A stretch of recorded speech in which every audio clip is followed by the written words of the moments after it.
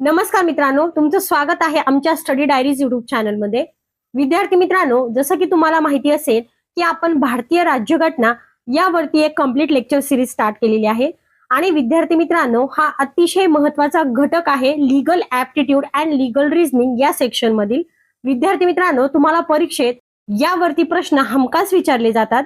आणि मित्रांनो, आजच्या या लेक्चर मध्ये आपण मुख्यमंत्री, विधानसभा, लोकसेवा आयोग, निवडणूक आयोग, महालेखापाल, महान्यायवादी, महाधिवक्ता आणि आणीबाणी तरतूद, तर या सर्व विषयावर अतिशय महत्त्वाचे पॉइंट्स बघणार आहोत।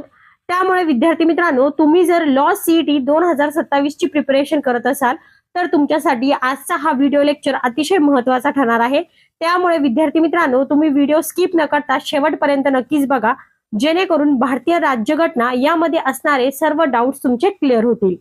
आणि मित्रांनो, आजचा आपला 7वा लेक्चर आहे आणि आजचा लेक्चर आपला शेवटचा लेक्चर आहे भारतीय राज्यघटना या टॉपिकवरचा। कारण की मित्रांनो, या अगोदरचे 6 लेक्चर आपण भारतीय राज्यघटना यावरतीच घेतलेले आहेत। त्यामधील प्रत्येक पॉइंट, प्रत्येक मुद्दा आपण व्यवस्थितपणे डिस्कस केला आहे। तुम्हाला जर भारतीय राज्यघटनेचा संपूर्ण अभ्यास करायचा असेल तर तुम्ही माझे मागील व्हिडिओ लेक्चर देखील बघू शकता। तर जास्त वेळ वाया न घालवता स्टार्ट करूया आपला आजचा लेक्चर। तर मित्रांनो, सर्वात पहिले आपण बघूया की मुख्यमंत्री म्हणजे नेमकं काय आणि मुख्यमंत्र्यांची निवड ही कशा पद्धतीने केली जाते। तर स्क्रीनवर लक्ष द्या। मुख्यमंत्री हा घटक राज्याचा वास्तव कार्यकारी प्रमुख असतो। राज्यपालाने मुख्यमंत्री व त्यांचे मंत्रिमंडळ यांच्या सल्ल्यानेच घटक राज्याचा कारभार चालवायचा असतो। त्यानंतर आता आहे मुख्यमंत्र्यांची निवड आणि यामध्ये सांगितलंय की भारतीय राज्यघटनेच्या कलम 164 नुसार राज्यपाल हा मुख्यमंत्र्यांची नेमणूक करील आणि मंत्रिमंडळातील इतर मंत्र्यांच्या नेमणूक मुख्यमंत्री यांच्या सल्ल्याने करील। मुख्यमंत्री व त्यांचे मंत्रिमंडळ घटक राज्याच्या विधानसभेला जबाबदार असल्याने विधानसभेत बहुमताचा पाठिंबा असलेल्या व्यक्तींचीच राज्यपालाला मुख्यमंत्रीपदी नेमणूक करावी लागते। आणि मुख्यमंत्र्याला जोपर्यंत विधानसभेत बहुमताचा पाठिंबा असतो तोपर्यंत तो अधिकारावर राहू शकतो। तर अशा प्रकारे मुख्यमंत्र्यांची निवड होत असते। त्यानंतर नेक्स्ट आहे मुख्यमंत्र्याचे स्थान आणि यामध्ये सांगितले घटक राज्याच्या मुख्यमंत्र्यांचे स्थान हे केंद्रातील पंतप्रधानांच्या स्थानाप्रमाणेच असते। तो राज्याच्या मंत्रिमंडळाचा नेता असतो। मंत्रिमंडळाचे अस्तित्व मुख्यमंत्र्यावर अवलंबून असते। मंत्र्यांची निवड करणे, त्यांच्यात खाते विभागणी करणे, मंत्रिमंडळाच्या रचनेत फेरफार करणे हे मुख्यमंत्र्यांचे अधिकार असतात। घटक राज्याच्या कार्यकारी सत्तेची सूत्रे खऱ्या अर्थाने मुख्यमंत्र्यांच्याच हाती असतात। सर्वसाधारण परिस्थितीत मुख्यमंत्र्यांचा सल्ला राज्यपालांवर बंधनकारक असतो। राज्याच्या प्रशासनासंबंधीचे सर्व महत्त्वाचे निर्णय मुख्यमंत्री व त्यांचे मंत्रिमंडळ हेच घेत असतात। तर अशा प्रकारे मुख्यमंत्र्यांचे स्थान असते। त्यानंतर आहे घटक राज्याचे कायदेमंडळ। भारतीय घटनेच्या कलम 168 नुसार घटक राज्याच्या कायदेमंडळात त्या राज्याचे राज्यपाल, विधानसभा, विधान परिषद यांचा समावेश होतो।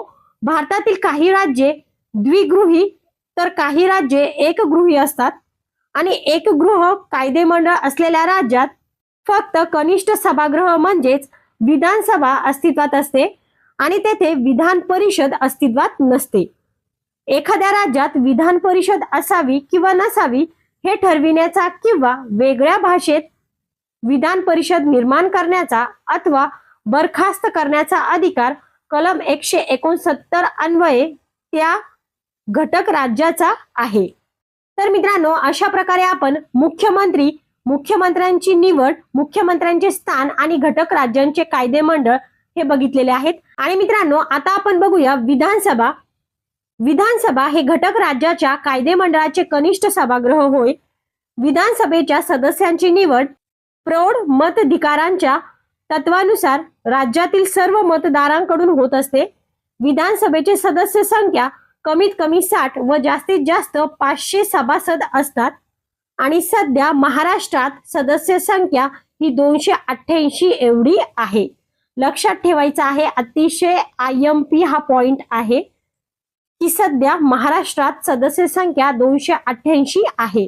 त्यानंतर आहे विधानसभा उमेदवाराची पात्रता। आणि यामध्ये सांगितले तो भारताचा नागरिक असावा, त्याच्या वयाची 25 वर्षे पूर्ण झालेली असावी, संसदेने वेळोवेळी विहित केलेल्या अटी त्याला मान्य असाव्यात, विधानसभा सदस्यांचा कार्यकाल 5 वर्षे इतका असतो, पण हा कार्यकाल पूर्ण होण्यापूर्वीही राज्यपाल विधानसभा बरखास्त करू शकतो आणि आणीबाणीच्या परिस्थितीत हा कार्यक्रम एका वेळी 1 वर्षासाठी वाढविला जाऊ शकतो. त्यानंतर आता आहे विधान परिषद आणि यामध्ये सांगितलंय की विधान परिषद हे घटक राज्याच्या कायदे मंडळाचे वरिष्ठ सभागृह आहे. विधान परिषदेची सदस्य संख्या त्या राज्यातील विधानसभेच्या सदर संख्येच्या 1/3 पेक्षा जास्त नसावी, परंतु किमान 40 इतकी असावी अशी घटनात्मक तरतूद आहे. सध्या महाराष्ट्रात 78 इतकी सदस्य संख्या आहे. विधान परिषदेत साधारणपणे 516 सदस्य निर्वाचित असतात, तर 16% सदस्य राज्यपालांनी नियुक्त केलेले असतात. विद्यार्थी मित्रांनो, या सेशनमध्ये मी महत्त्वाचे पॉइंटच तुम्हाला सांगितलेले आहे, कारण की भारतीय राज्यघटना हा अतिशय वास्ट सिलेबस आहे आणि नेमकं कोणत्या टॉपिकचा किंवा कोणत्या पॉइंटचा आपण अभ्यास करायला पाहिजे हे आपल्याला लवकर समजत नाही. तर त्यासाठी मी काय केलंय की जे सोपे वाटतील असेच पॉइंट या ठिकाणी घेतलेले आहेत आणि तेच मी तुम्हाला व्यवस्थितपणे सांगत आहे. त्यानंतर आहे विधान परिषद सदस्यांची पात्रता आणि यामध्ये सांगितलंय तो भारतीय नागरिक असावा, त्याच्या वयाची 30 वर्षे पूर्ण झालेली असावी, संसदेने वेळोवेळी विहित केलेल्या अटी त्याला मान्य असाव्यात, विधान परिषद सदस्यांचा कार्यकाल 6 वर्षे इतका असतो आणि विधान परिषद हे स्थायी सभागृह आहे, ते कधीही होत नाही. दर 2 वर्षांनी 1/3 सदस्य निवृत्त होत असतात आणि तेवढेच नव्याने त्या जागी निवडले जातात. तर अशा प्रकारे विधान परिषद सदस्यांची पात्रता ठरते. त्यानंतर आहे भारताचा नियंत्रक व महालेखापाल कलम 148. भारताचे नियंत्रक व महालेखापाल हे भारत सरकारच्या जमा खर्च तपासण्यांची घटनात्मक अधिकार असलेले नियंत्रक व महालेखापाल पद आहे. केंद्र व राज्य सरकारचे जमा खर्चाचे ऑडिट करून रिपोर्ट भारतीय संविधानाने नेमलेल्या पब्लिक अकाउंट समितीला सादर करण्यात येतो आणि ते काम महालेखापाल हे करत असतात. आता आहे यांची नियुक्ती. पंतप्रधानांकडून शिफारस आल्यावर राष्ट्रपती त्या व्यक्तीची निवड करतात. कोणत्या व्यक्तीची? तर भारताचा नियंत्रक व महालेखापाल या व्यक्तीची निवड राष्ट्रपती करत असतो. त्यानंतर आहे महान्यायवादी कलम 76 आणि यामध्ये सांगितले केंद्र सरकार आणि राष्ट्रपती यांना कायदेशीर सल्ला देण्यासाठी महान्यायवादी हे पद निर्माण केलेले आहे. महान्यायवादी भारत सरकारचा वकील म्हणून काम करतो. महान्यायवादी प्रथम कायदा अधिकारी म्हणून ओळखला जातो. त्यानंतर आता आहे नेमणूक. यांची नेमणूक कशा प्रकारे केली जाते बघा. महान्यायवादी यांची नेमणूक देशाचे राष्ट्रपती करत असतात. महान्यायवाद्याला आपले पद ग्रहण करण्यापूर्वी राष्ट्रपती समोर विशिष्ट स्वरूपात शपथ घ्यावी लागते. राष्ट्रपतीच्या मते अनुभवी व तज्ञ व्यक्तींचीच नेमणूक महान्यायवादी पदासाठी केली जाते. त्यानंतर आहे महान्यायवादी या पदाची पात्रता कशा प्रकारे ठरवली जाते बघा. एकतर ती व्यक्ती भारतीय नागरिक असावी, त्याचे वय 65 वर्षापेक्षा जास्त नसावे, म्हणजे 65 वर्षाच्या खाली त्याचे वय असावे. त्यानंतर आहे त्यांनी देशांच्या उच्च न्यायालयात 5 वर्ष न्यायाधीश म्हणून किंवा उच्च न्यायालयात 10 वर्षे वकील म्हणून काम केलेले असावे. संसदेने वेळोवेळी कायदा करून विहित केलेल्या अटी त्याला सर्व पूर्णपणे मंजूर असाव्यात.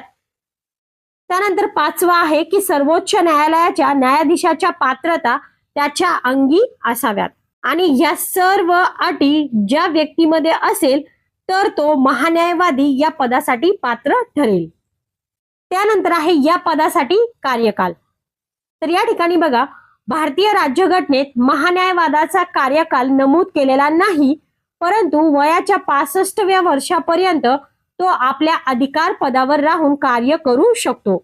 याशिवाय त्याने घटनेचा भंग केला असेल किंवा घटनाविरोधी कृत्य केले असेल तरच त्याच्यावर संसदेमध्ये महाभियोगाचा खटला चालून राष्ट्रपती त्याला पदच्युत करतात, म्हणजेच त्याला त्या पदापासून हटवतात. त्यानंतर आहे अधिकार व कार्ये आणि यामध्ये सांगितलंय की राष्ट्रपतीने मागितलेल्या कायदेशीर बाबींच्या बाबतीत सल्ला देणे, केंद्र सरकारच्या बाजूने न्यायालयात उपस्थित राहून कायदेविषयक मत मांडणे, संसदेच्या दोन्ही सभागृहात उपस्थित राहून तेथील चर्चेमध्ये भाग घेणे, महान्यायवाद्याला खासगी वकिली देखील करता येते, परंतु यामध्ये एखाद्या खटल्यामध्ये एक पक्ष केंद्र सरकारचा असेल तर केंद्र सरकारच्या बाजूने युक्तिवाद करावा लागतो। तर मित्रांनो, अशा प्रकारे आपण महान्यायवादी या पदासाठी लागणारी निवड, पात्रता, महान्यायवादीचा कार्यकाल आणि अधिकार व कार्ये हे सर्व व्यवस्थितपणे बघितलेले आहेत। आता आपण बघूया पुढचा पॉइंट आणि तो आहे महाधिवक्ता।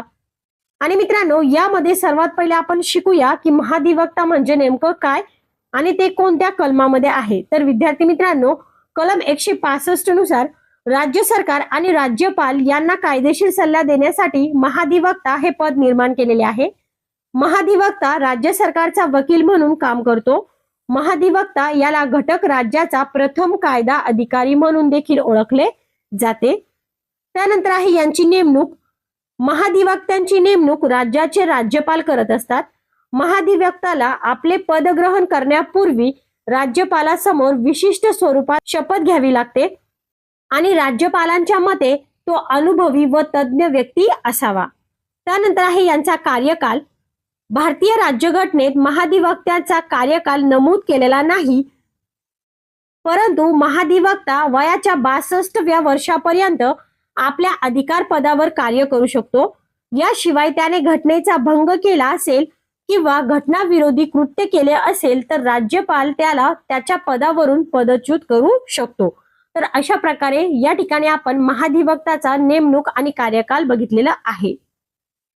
त्यानंतर मित्रांनो, आता आपल्याला पुढे दिले आहे महाधिवक्ता या पदासाठी लागणारी पात्रता।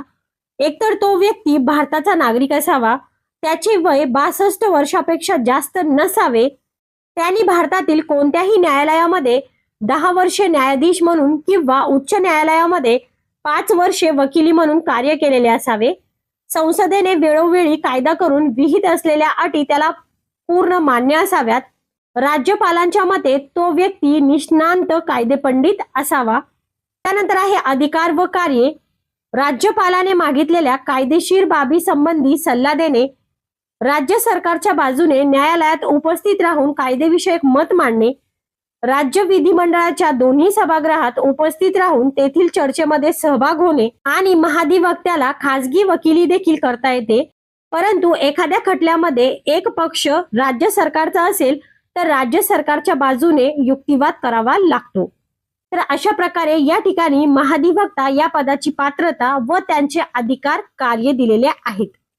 त्यानंतर मित्रांनो, आता आपण पाहणार आहोत लोकसेवा आयोग कलम 315 आणि यामध्ये सांगितलंय की संघ राज्याकरिता एक संघ लोकसेवा आयोग आणि प्रत्येक राज्याकरिता एक राज्य लोकसेवा आयोग याची तरतूद केलेली आहे।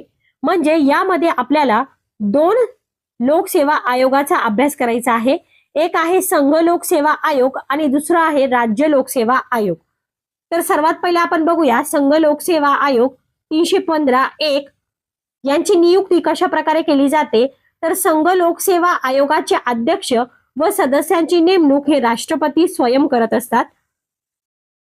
आणि मित्रांनो, यांची कार्य काय असतात तर संघ राज्याच्या सेवामध्ये शासकीय अधिकाऱ्यांची नियुक्ती करण्यासाठी परीक्षा घेणे, 2 किंवा अधिक राज्याच्या विनंतीवरून संयुक्त भरतीच्या योजना तयार करून त्या अंमलात आणण्याचं कार्य आणि त्यांना सहकार्य करण्याचं कार्य हे संघ लोकसेवा आयोग करत असतात।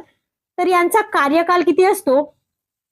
पदग्रहण केल्यापासून 6 वर्षे किंवा वयाची 65 वर्षे यापैकी जो आधी पूर्ण होईल तो मानला जातो। तर मित्रांनो, आता आहे संघ लोकसेवा आयोगाचा राजीनामा आणि यामध्ये सांगितलंय की संघ लोकसेवा आयोगाचे अध्यक्ष व सदस्यांना मुदतपूर्व राजीनामा द्यावयाचा असल्यास तो राष्ट्रपतींकडे पदाचा राजीनामा देऊ शकतो। आणि मित्रांनो, आता आपण लोकसेवा आयोगाचा दुसरा भाग बघूया। यामध्ये आहे राज्य लोकसेवा आयोग। यांची नियुक्ती कोण करतं ते बघा। राज्य लोकसेवा आयोगाच्या अध्यक्ष व सदस्यांची नियुक्ती राज्यपाल करत असतो। राज्य लोकसेवा आयोग यांचे कार्य काय असतात तर राज्य सरकारच्या सेवामध्ये शासकीय अधिकाऱ्यांची नियुक्ती करण्यासाठी परीक्षा घेणे, यांचा कार्यकाल राज्य लोकसेवा आयोग किंवा संयुक्त लोकसेवा आयोगाचे अध्यक्ष व सदस्य 6 वर्षे किंवा वयाची 62 वर्षे यापैकी जे आधी पूर्ण होईल तितका कालावधी, तितका कार्यकाल त्यांचा असतो. त्यानंतर आहे यांचा राजीनामा.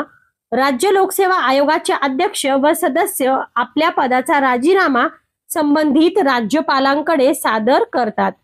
तर अशा प्रकारे या ठिकाणी आपण संघ लोकसेवा आयोग आणि राज्य लोकसेवा आयोग हे दोन्ही देखील बघितलेले आहेत. त्यानंतर आता आहे भारताचा निवडणूक आयोग. कलम 324.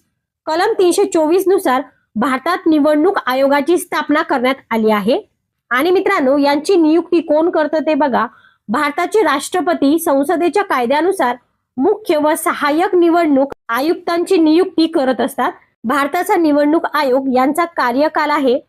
भारताचे मुख्य निवडणूक आयुक्त तसेच सहाय्यक निवडणूक आयुक्त नियुक्तीच्या दिनांकापासून 6 वर्षे किंवा वयाची 65 वर्षे यापैकी जे आधी पूर्ण होईल तितका कालावधी पदावर राहू शकतात. आणि यांचा राजीनामा ते कधी देऊ शकतात आणि कोणाकडे देऊ शकतात ते बघा. मुख्य व सहाय्यक निवडणूक आयुक्तांचा मुदतपूर्व राजीनामा द्यावयाचा असल्यास भारताचा निवडणूक आयोग यांना राष्ट्रपतींना त्यांचा राजीनामा सादर करावा लागतो. त्यानंतर आता आहे भारताचा निवडणूक आयोग यांची कार्य कोणती आहेत ते बघा. संसदेच्या सर्व निवडणुकांकरिता मतदार याद्या तयार करणे, प्रत्येक घटक राज्याच्या विधानमंडळाच्या निवडणुकांकरिता मतदार याद्या तयार करणे, राजकीय पक्षांना मान्यता देणे अथवा नाकारणे, राष्ट्रपती व उपराष्ट्रपती यांच्या निवडणुकांचे संचालन करणे, मतदारसंघ निश्चित करणे, सार्वत्रिक निवडणुकांचे अधीक्षण करणे, निदेशन व नियंत्रण करणे, आचारसंहिता घालून देणे, उमेदवारांच्या निवडणूक खर्चाचा ताळमेळ लावणे. तर या सर्व गोष्टी भारताचा जो निवडणूक आयोग आहे ते करत असतात. त्यानंतर आता नेक्स्ट आहे आणीबाणी विषयक तरतुदी. आणि यामध्ये 3 भाग पडतात. एक आहे राष्ट्रीय आणीबाणी, एक आहे आर्थिक आणीबाणी आणि एक आहे घटक राज्यातील राष्ट्रपती आणीबाणी.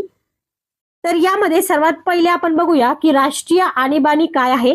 कलम 352 नुसार युद्ध, परचक्र किंवा सशस्त्र बंड या कारणामुळे भारताची किंवा त्याच्या कोणत्याही भागाची सुरक्षितता धोक्यात येऊन गंभीर आणीबाणीची परिस्थिती उद्भवली आहे अशी राष्ट्रपतींची खात्री झाल्यास राष्ट्रपती संपूर्ण भारतासाठी अथवा त्यांच्या एखाद्या राज्य क्षेत्रासाठी राष्ट्रीय आणीबाणी घोषित करू शकतात. युद्ध, परचक्र यांना बाह्य आणीबाणी म्हणतात, तर सशस्त्र उठाव यास अंतर्गत आणीबाणी असे म्हणतात. लक्षात ठेवायचं आहे बाह्य आणीबाणी म्हणजे काय आणि अंतर्गत आणीबाणी म्हणजे काय. तर युद्ध, परचक्र यांना बाह्य आणीबाणी म्हणतात आणि सशस्त्र उठाव यास अंतर्गत आणीबाणी असे म्हणतात. त्यानंतर आपल्याला सांगितलं आहे की राष्ट्रीय आणीबाणी मान्यता कशा प्रकारे मिळते. तर मित्रांनो, 1 महिन्याच्या आत संसदेच्या दोन्ही सभागृहांनी ठरावाद्वारे या आणीबाणीस मान्यता देणे बंधनकारक आहे, अन्यथा ही आणीबाणी रद्द होते. तर मित्रांनो, ही झाली राष्ट्रीय आणीबाणी कलम 352. आता आपण बघूया घटक राज्यातील राष्ट्रपती राजवट कलम 356.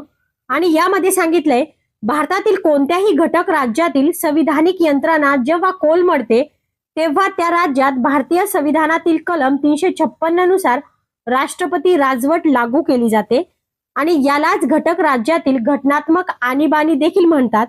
कलम 355 नुसार परचक्र व अंतर्गत अशांतता या धोक्यापासून राज्याचे संरक्षण करणे तसेच राज्यामधील शासन घटनात्मक तरतुदीनुसार चालविण्याची हमी देणे हे संघराज्याचे कर्तव्य आहे.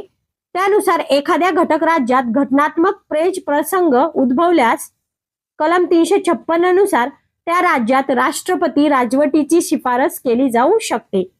कलम 356 इन शॉर्ट मध्ये सांगायचं म्हटलं तर यामध्ये सांगितलंय की घटक राज्यातील संविधानिक यंत्रणा बंद पडल्यास तेथे राष्ट्रपती राजवट लागू केली जाते.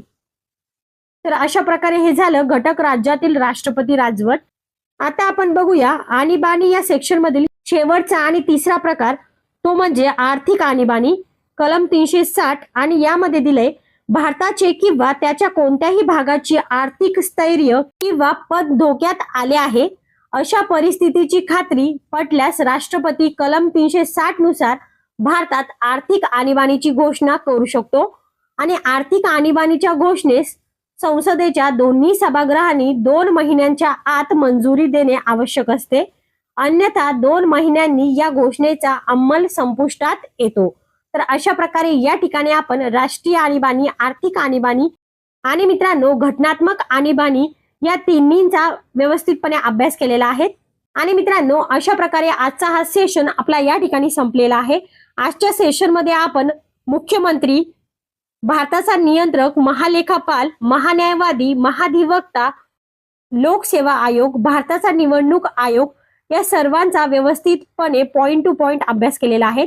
विद्यार्थी मित्रांनो, तुम्हाला या सेक्शन मध्ये जर काही डाऊट्स असतील तर तुम्ही मला कमेंट सेक्शन मध्ये नक्कीच विचारा। तुमच्या प्रत्येक प्रश्नाचं उत्तर देण्याचा प्रयत्न मी नक्कीच करेल। आणि मित्रांनो, तुम्हाला जर व्हिडिओ आवडला असेल तर लाईक करा आणि तुमच्या मित्रमैत्रिणी बरोबर पोहोचवा, जेणेकरून त्यांना अभ्यासाला मदत होईल। आणि मित्रांनो, लॉ सीईटी 2027 ची प्रिपरेशन करण्यासाठी चॅनलला सबस्क्राईब करा, जेणेकरून रेग्युलरली व्हिडिओ तुम्हाला मिळत राहतील। धन्यवाद।